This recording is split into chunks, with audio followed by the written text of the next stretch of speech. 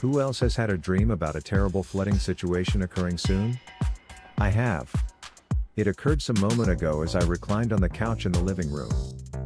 But I will not provide details about the places I saw, especially the entrance to a very popular estate in Lagos that looked like a big river. It was a terrible situation indeed. I was not thinking about flooding before the beautiful afternoon sleep transported me to dreamland. The day has been bright and sunny. Even the clouds didn't show any dark patches to indicate that rain is coming. The sky is still bright and blue as I write, with the sun still strutting its white stuff. So, there has been no trigger announcing rain since morning. Yet I dreamt about a terrible flooding situation.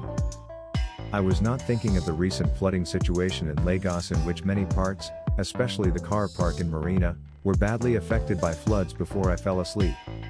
Neither was I thinking about the terrible situations in China, Germany, Belgium or other parts of the world that suffered terrible flooding in the last couple of days. And I am not a meteorologist. As I processed more closely some of the thoughts that dominated my mind before I slept, I remembered that feeling disappointed because I could not successfully install some apps on a laptop was the main issue for me. Not flooding, by any stretch of the imagination. I had to do this exercise to assure myself that my dreams did not come as a result of the multitude of business or activity, because the Bible says that dreams sometimes come that way. And I was not hungry before I fell asleep either. Who can tell the meaning of my dream? Who can interpret the images I saw of a terrible flooded situation? Now, this is not the kind of demand biblical King Nebuchadnezzar made of the wise men in ancient Babylon. He did not remember his dream, yet he wanted his wise men to tell him what he saw in his dream, and what the images meant. But I remember what I saw. I already mentioned that I will not provide more details in order not to create a panic situation.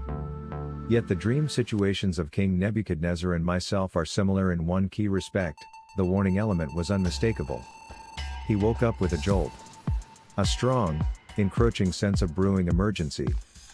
The warning antennas were firing non-stop, and he knew this was not one of those occasions you let sleeping dogs lie. This was evidence that demanded a response from the number citizen in the kingdom.